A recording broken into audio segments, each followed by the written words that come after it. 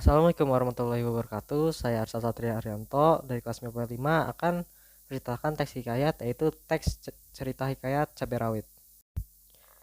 Pada zaman dahulu, di sebuah kampung entah berantah, hiduplah seorang suami dan istri. Mereka hidup sangat miskin. Saking miskinnya, mereka tinggal sangat jauh dari keramaian dan pasar. Kasihan sekali ya. Namun, suami dan istri yang berumur setengah abad itu sangat rajin beribadah. Pada suatu malam, sang suami mengatakan, "Istriku, kenapa? Apa kesalahan kita? Kita sudah berumur sangat tua namun kita tidak mempunyai anak. Padahal kita tidak pernah menyakiti siapapun. Apakah Tuhan membenci kita karena kita miskin?" "Entahlah suamiku, padahal kita sudah rajin beribadah. Kita sekarang saja harta saja tidak punya, apalagi anak," jawab istri itu. Pada malam itu juga, tanpa disadari sang suami mengatakan sumpah, yaitu, "Jika aku mempunyai anak, walaupun sekecil cabai rawit, saya akan rawat anak itu." Lalu sang istri pun mengamini ucapan suami itu. Bulan berganti bulan, hari berganti hari.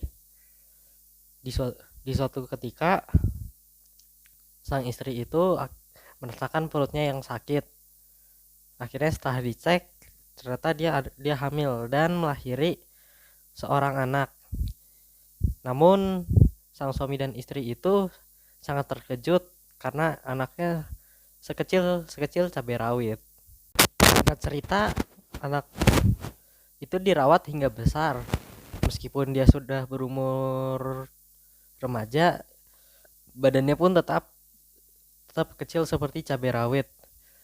Sang ayah pun bekerja di pasar, mengangkut-ngangkut barang dan mendapat upah dari situ. Suatu ketika sang ayah jatuh sakit dan tak lama kemudian akhirnya meninggal. Dan kabar itu juga memberi duka. Namun sang ibu tidak bisa bekerja karena dia sudah sangat tua dan dia hanya bisa menangis. Cabai rawit merasa kasihan kepada ibunya. Dia berinisiatif, dia ingin membantu ibunya dengan cara dia bekerja di pasar, dan dia mendesak ibunya untuk mengizinkan sang cabai rawit ke pasar untuk bekerja. Akhirnya sang ibu pun mengizinkannya. Lalu akhirnya dia berjalan menuju pasar. Lalu dia bertemu dengan pedagang beras menggunakan sepeda. Saat pedagang beras sepeda itu berhenti, sang cabai rawit bilang, "Hei, kamu hati-hati, ban kamu bisa saja melindas badan saya yang mungil ini."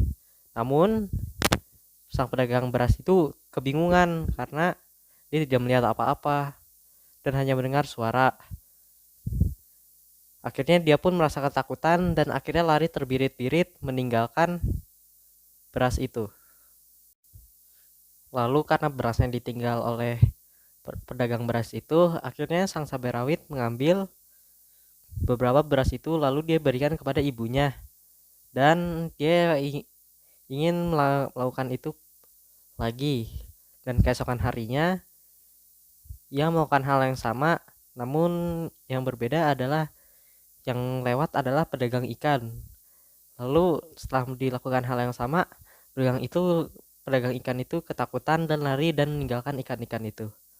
Hari demi hari, mulai pedagang pakaian, emas, dan masih banyak lagi. Pada akhirnya keluarganya mendapatkan banyak barang-barang yang bagus. Dan para penduduk desa merasa bingung, kok belum nggak kerja apa-apa kok bisa dapat banyak barang. Pada akhirnya diselidiki dan ketahuan bahwa ternyata sang cabai rawit melakukan pekerjaan, yaitu menakut-nakuti dan mengambil barang-barangnya. Akhirnya ibunya menjelaskan dengan baik kalau tentang ayahnya yang mengatakan sumpah.